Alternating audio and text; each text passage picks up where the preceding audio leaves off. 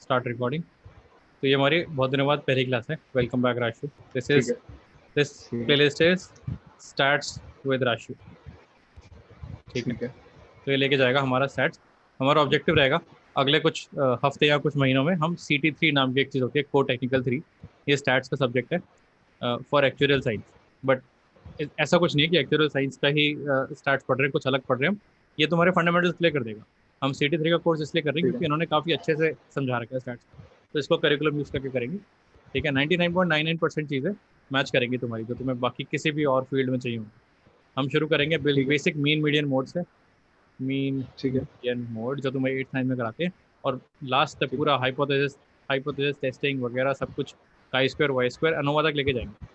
इसका last topic ठीक है, शायद 13 14 चैप्टर है इसमें, लास्ट है अनोवा। एनालिसिस ऑफ वेरियंस बोलते हैं इसको। तो कंपेयरिंग ठीक है। डिस्ट्रीब्यूशंस में आते हैं। टाइप्स ऑफ डिस्ट्रीब्यूशंस पढ़ेंगे, बाइनोमियल वगैरह क्या होती है। जितना भी इसमें हार्ड कोडेड मैथ होगा, उस पे ज़्यादा ध्यान देंगे। रिगर वाली प्लेलिस्ट है। ठीक है, ऊपर ऊपर से नहीं पढ़ेंगे कि यार ये फॉर्मूला रट लो या वो फॉर्मूला रट लो। हर चीज़ के पीछे के मैथ ठीक है। लिखेंगे। थोड़ा ज़्यादा टाइम लगेगा, ठीक बट है। जिसको नहीं पसंद है वो अगली वीडियो देख लेना। ठीक है, मेक सेंस। तो ठीक है। आज की क्लास सबसे छोटी क्लास है, और साइंस भी बनता है बिकॉज भाई लेट आया है। 6 बजे मेरी एक हाँ। दूसरी क्लास है। तो इसको विदाउट फर्दर एडू शुरू करते हैं। This is CT3। ठीक है, ये मैंने ठीक कई बार पढ़ा है और लोगों को पढ़ाया भी है इससे। ठीक है, इसमें देखते हैं क्या क्या सेक्शंस है। ये सब हटाओ। हाँ, ये रहा। इसमें है हमारे 14 चैप्टर्स। अभी तक याद है मुझे 14 चैप्टर्स है। पहला चैप्टर है समराइजिंग ठीक है। डेटा, बहुत छोटा है। फिर है प्रोबेबिलिटी। फिर आता है रैंडम वेरिएबल्स। यहाँ पर लोग गोल होने शुरू हो जाते हैं, रैंडम वेरिएबल क्या होता है, डिस्ट्रीब्यूशन क्या होती है। पहले 2 चैप्टर तक कोई दिक्कत नहीं आती, किसी को दिक्कत नहीं आती है। ठीक ठीक है, बट फैंसी वर्ड्स हैं, हम इनको अच्छे से ब्रेक करेंगे कि अच्छा इनका एक्चुअल मतलब क्या है। और सबसे इंटरेस्टिंग चैप्टर तुम्हें लगेगा शायद 7 शायद 8, सेंट्रल लिमिट थ्योरम वगैरह। उसके बाद कॉन्फिडेंस इंटरवल्स बहुत अच्छा है, हाइपोथेसिस टेस्टिंग बहुत अच्छा है। तो ये फन स्टफ है, लेकिन उससे पहले तुम्हें थोड़ा सा बेसिक्स करनी पड़ेंगे। Let's start with the first chapter today, summarising data. देखते हैं 10 मिनट में खत्म कर सकते हैं। समराइजिंग डेटा, ठीक है। इसको हटाओ। ओके, इसको हटाओ। Chapter 1, summarising data. डेटा को समराइज कैसे करते हैं एक बार मैं ऊपर से देख लेता हूँ। टाइप्स ऑफ डेटा वगैरह क्या होता है। न्यूमेरिकल, कैटेगोरिकल, फिर frequency distribution, histograms, stem and leaf diagram, line plots, cumulative frequency, measure of location, mean, mode, measure spread. ये सब याद आ रहा है धीरे धीरे। जितने उन्होंने भी पढ़ा होगा हल्का हल्का याद आ रहा होगा। ये गंदा सा फॉर्मूला होता है N-1 वाला। नहीं, 15 मिनट में तो नहीं होगा वो। रेंज होती है, इंटरक्वार्टाइल रेंज होती है। Skewness is an interesting topic. Skewness कैसे कैसे मेजर करते हैं, इसका सिग्निफिकेंस क्या है इस गंदे से फॉर्मूले का। चैप्टर 1 तो बड़ा है, चैप्टर 2 छोटा था क्या। हाँ, चैप्टर 2 छोटा था। ठीक है, आराम से करते हैं, लेट्स नॉट रश। जितना हो जाएगा शुरू करते हैं। चैप्टर 1 इज ठीक है। ओके। Types of data. अच्छा, डेटा कितने टाइप का होता है। तो अब ये अंदर की कहानी एक बार दोबारा रीडिंग मार लियो, बट ऊपर ऊपर से देखा जाए तो न्यूमेरिकल डेटा, और क्या दिया हुआ उन्होंने, categorical data. Categorical data. Categorical data होता होगा शायद, इसमें एग्जांपल दिया मैं क्या। Attribute dichotomous data have only 2 categories, yes और नो, मेल फीमेल। अच्छा, फॉर्म में जो भरते हो तुम यूजुअली वो कैटेगोरिकल। ठीक है, न्यूमेरिकल डेटा ये सब की जरूरत नहीं है, हवा में पढ़ रहे हैं हम अभी, कोई खास काम नहीं आएगा। कोई नहीं पूछ रहा तुमसे न्यूमेरिकल डेटा क्या होता है ऐसे। न्यूमेरिकल डेटा कैन बी, हाँ ये इंटरेस्टिंग है, न्यूमेरिकल डेटा में ही 2 चीजें हैं, डिस्क्रीट और कंटिन्यूस। डिस्क्रीट यहाँ और फंक्शन, कॉन्टिन्यूस। हाँ, ये फंक्शन शुरू होता है। तो अगर मैं तुझसे डेटा बोलूँ कि अगर मैं बोलता हूँ कि भाई तूने डाइस थ्रो किया और तू उसके ठीक है। ऑब्जर्वेशन लिख रहा है, तो वो डिस्क्रीट आएंगे ठीक कि है। कंटिन्यूस आएंगे, वो जो डेटा होगा। डाइस की ऑब्जर्वेशन 1 होगी, 2 होगी, 3 होगी, 4 होगी, 5 होगी, 6 होगी, तो ये सिक्स, मेरे हिसाब से डिस्क्रीट होना चाहिए कैसे क्योंकि होना चाहिए। एग्जैक्ट पॉइंट पे आ रहा है। हाँ। अब अगर मैं तेरे को बोलूँ कि तू हर महीने अपनी हाइट नापता है या अपना वेट नापता है और उसे स्टोर करता है, वो कॉन्टिन्यूस होगा। वो कॉन्टिन्यूस होगा क्योंकि वो मतलब बिल्कुल है तो, पॉइंट पे आ रहा है। हाँ, है तो वो भी मतलब, है तो वो भी तुम एक एक ऑब्जर्वेशन ही उठा रहे हो।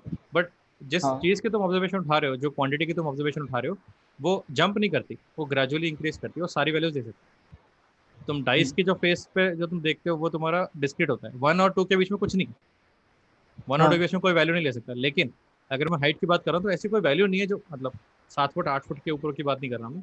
बट अगर तेरी हाइट हाँ। अगर आज 5 फुट 10 5 फुट 11 है, तो जब से तू पैदा हुआ है तब से अब तक तूने सारी हाइट कवर की है। हाँ। तूने गैप नहीं लिया। समझ रहा मैं क्या कर रहा हूँ? तो दिस टाइप समझ गया। Of data is continuous. इन्होंने कुछ एग्जांपल दिया हुआ है। The distinction between discrete and continuous data is that the discrete data can only take one of the set of particular values, whereas continuous data can take any value within a specific range. Discrete data arise from counting, number of year, number of claims, number of छुट्टियां कितनी ली इस महीने तुमने, and so on. Negative value भी ले सकता है and stuff. Continuous data arise from measuring, example, height and age. So height, amount, age, ये सब चीजें. तो हम we're basically right. अब तो बोलेगा एज में तो गड़बड़ है, मैं तो 20 साल का हूँ, फिर मैं 21 का हो जाऊंगा। तो एज डिस्क्रीट नहीं है नहीं, कि ऐसा नहीं होता कंटिन्यूस ना, पूरा यूज कर रहा हूँ ना, एक एक सेकंड भी तो मतलब है? जब हो तुम रहा है ना बोलते हो कि मैं यूज। 20 साल का हूँ तो तुम बोलते हो your age is more than 20। Exactly 20 नहीं होते तुम। हाँ। तो 20 पॉइंट समथिंग समथिंग होगा तुम अगर number of days, number of minutes, 8 seconds को लगाओगे। फिर ये एक इंटरेस्टिंग चीज थी। कैटेगोरियल को तुम छोड़ दो, कोई इशू नहीं है। आगे तुम सारा डिस्क्रीट ही देख रहे हो मोर और लेस। फिर बात आती है, एक फैंसी वर्ड यूज करते हैं लोग, फ्रीक्वेंसी डिस्ट्रीब्यूशन। अब मान ठीक लो है। यहाँ पर एक डेटा रखा हुआ है, मैं बस एक टेबल रखी हुई है, इसमें नंबर ऑफ चिल्ड्रन अंडर 16, ठीक है, और number of families in sample. तो यानी कि हुआ क्या होगा, मैं ऊपर की कहानी नहीं पढ़ रहा, बट शायद हुआ ये होगा, हर फैमिली से जाके पूछा होगा भाई आपके घर में 16 से कम कितने बच्चे हैं। किसी फैमिली में 7 बच्चे भी हैं by the way, but let's not go there. सात लेट्स नॉट बच्चे गो क्या देयर। कर 7 बच्चे क्या कर रहे हैं 16 से कम में, बट ठीक है। 6 तो बच्चे 7 बच्चे, ठीक है। तो ये तेरे को डेटा दिख गया। अब हाँ यूजुअली तो मैं पूरे पूरे ग्राफ, जब तुम समराइज करो तो डेटा, तो तुम देख रहे हो अच्छा इसका मतलब क्या है, इसकी समरी क्या है, वो क्या है। तो इस पूरे ठीक है। चैप्टर में तुम यूजुअली ऐसा या सिमिलर डेटा उठाओगे और तुम सोचोगे इसकी summary, what should be the summary of this. तो ठीक है। ठीक है, अब इसमें क्या क्या तुम निकाल सकते हो, तुम्हारे पास एक टेबल थी हुई है, टेबल को देखना समझना शुरू करते हैं। मैं एक चीज़ निकाल सकता हूँ कि यार किसी भी फैमिली में 8 बच्चे नहीं है, या ज़्यादा 8 से ज़्यादा बच्चे नहीं है यहाँ पर, अगर तुम देखोगे स्क्रीन पर। हाँ। ठीक है। अच्छा तेरे पास, तेरे सबसे को स्क्रीन ज्यादा दिख रही 2 है? बच्चे हैं। तेरे को अच्छा, तूने अपना मेरे को कहीं और आपकी खोला बुक हुआ नहीं है दिख क्या? रही है, हाँ, मैंने खोला, आपकी बुक नहीं दिख रही है, बट मेरे पास है सीडी थ्री अच्छा वाली। मैंने स्क्रीन शेयर ही नहीं किया हुआ है क्या? नहीं किया तो आपने हुआ है। वो शेयर कर रखी है ना, आपने अच्छा कैंपटे से शेयर किया हुआ स्केचबुक शेयर कर रखी है ना, है। ओहो, पहले बताता। आपने स्केचबुक शेयर कर रखी है। तो तू बुक लेके बैठा हुआ था कहीं और? हाँ हाँ, मेरे पास बुक है ना साथ में, नहीं नोट्स नहीं, बुक गड़बड़ सब हो। है, पहला चैप्टर मैंने ही पढ़ा है। अच्छा चल ठीक है, मैं अब दिख रही है। हाँ हाँ, अब दिख रही है। ठीक है, ये तो उनको बता देता कि बुक नहीं दिख रही। तो मैं यहाँ पर था, दिस इज समराइजिंग डेटा। ठीक है। और ठीक है। हम न्यूमेरिकल डेटा की बात कर रहे थे। न्यूमेरिकल डेटा में डिस्क्रीट और कंटिन्यूस यहाँ लिखा हुआ है, नीचे एग्जांपल्स हैं एज वगैरह की। कैटेगोरियल मैं कह रहा हूँ स्किप मार दो, देख लो, इंटरेस्ट के लिए पढ़ना है पढ़ लो। कैटेगोरियल होता है येस नो वगैरह।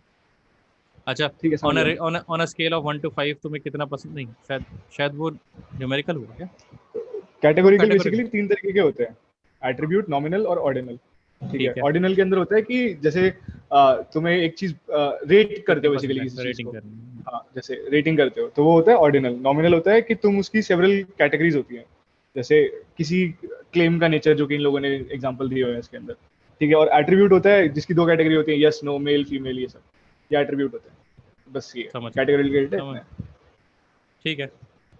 कुछ एग्जांपल दिए हुए हैं इसमें, नीचे लिखा हुआ है most of our work in this course will relate to numerical data. Numerical data, ठीक हाँ। है, यहाँ एक और लाइन लिखी हुई है, thank you, the distinction between discrete and continuous data is important because we will be using different statistical models to deal with each type. इसलिए मैं रुक के मैंने कहा देख ठीक है। लो आराम से, 2 अलग अलग चीज़ें हैं, डिस्क्रीट और कंटीन्यूअस। फिर ये ठीक है। फ्रीक्वेंसी डिस्ट्रीब्यूशन है। इस टेबल की बात कर रहा था मैं। जूम इन करूँ या दिख रहा है? दिख रहा है वैसे। दिख रहा है। तो इसमें बोला है कि यार देखो, नंबर ऑफ चिल्ड्रन अंडर 16 और number of families in sample. तो किसी भी फैमिली में ठीक है। 8 से ज़्यादा बच्चे नहीं है, 16 से कम। हाँ ठीक है, हाँ। और 8 फैमिलीज है जिसमें एक भी बच्चा नहीं है अभी, 16 से कम। ठीक है। ठीक है, और और क्या क्या सबसे तुम बना ज्यादा सकते 16 से कम, सबसे ज्यादा 16 से कम है मतलब हो? 2 बच्चे जो है मैक्सिमम वो रहे। हाँ, हाँ, 2 बच्चे हैं। 2 बच्चों का मैक्सिमम रहे। ये चीज निकाल सकते हैं। 1 2 या 3 बच्चे होते हैं, उसके बाद काफ़ी कम, रेयर है कभी बाकियों का होना।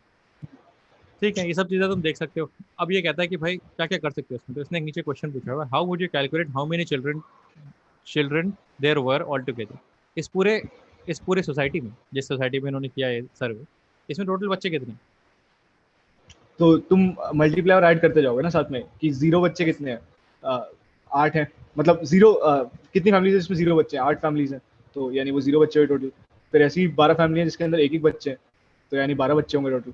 तो ऐसे मल्टीप्लाई करते हैं 28 into 2 plus 19 into 3 plus 7 into 4, ऐसे करते करते इसकी टोटल वो निकाल दें। बिल्कुल सही, बिल्कुल सही। इसमें कुछ ज़्यादा लोड है ही नहीं है, तो इजी स्टफ है। फिर इन्होंने बोला चलो इसको ग्राफिकली रिप्रेजेंट कर लेते हैं। To represent the data graphically a bar chart is used. ठीक है, ठीक तो इसे हम बार चार्ट बोलते हैं। 0 1 2 3 4 वैल्यूज दी हुई है, और ये है नंबर ऑफ, एक्स एक्सिस पे दे दिया नंबर ऑफ बच्चे इन अ फैमिली, और वाई एक्सिस में दे दिया नंबर ऑफ फैमिलीज।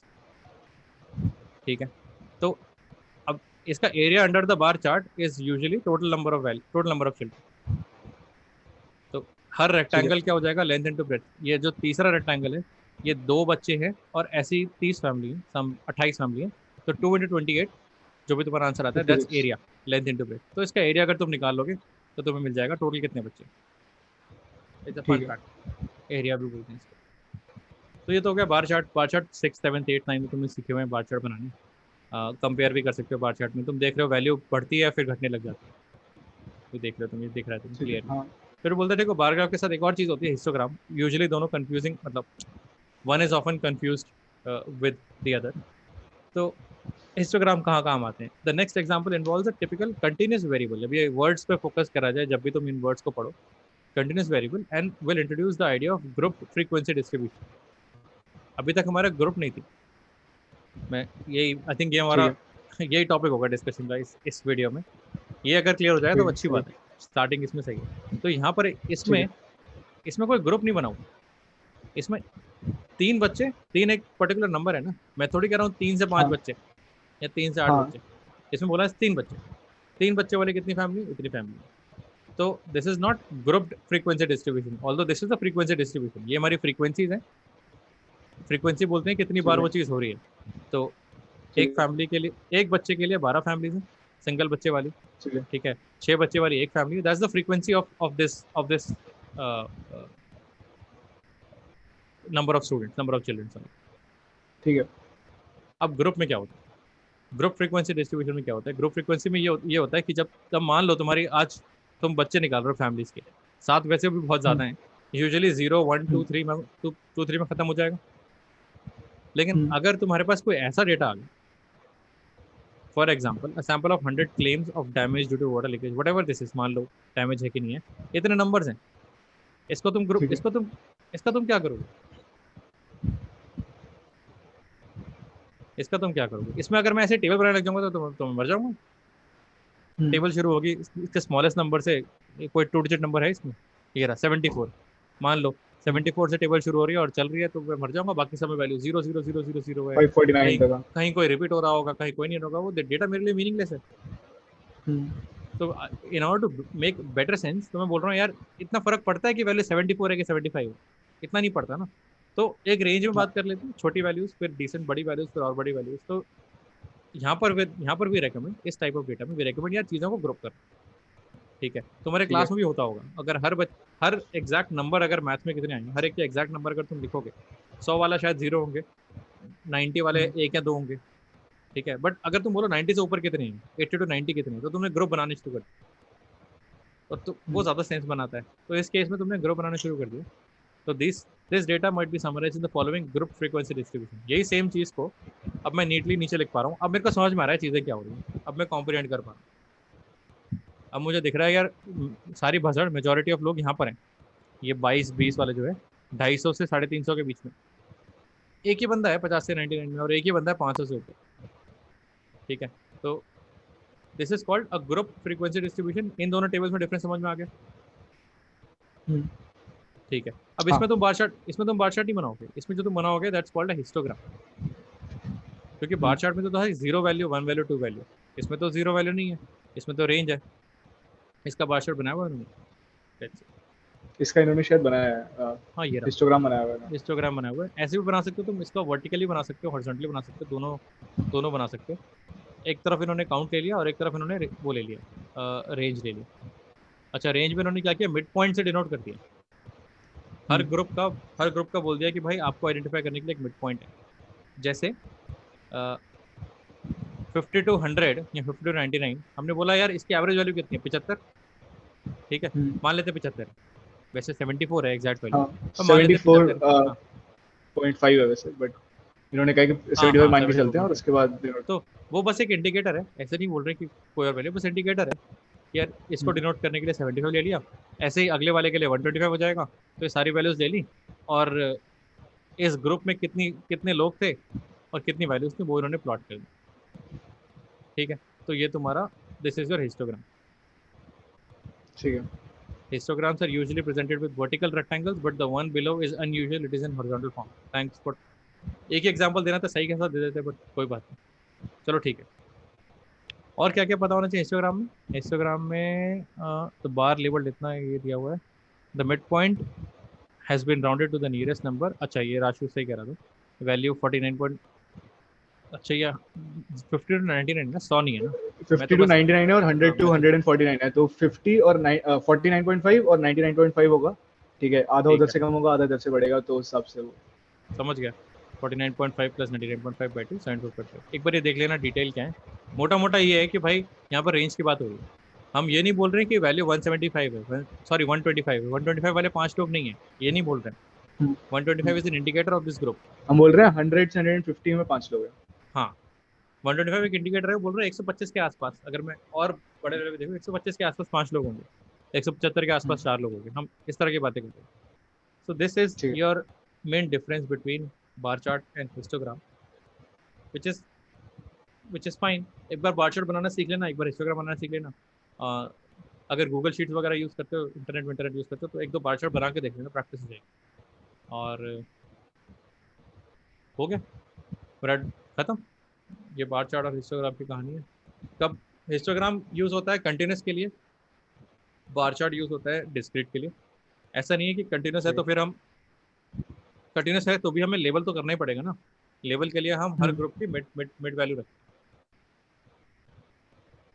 ठीक है, बस छुट्टी। सही है।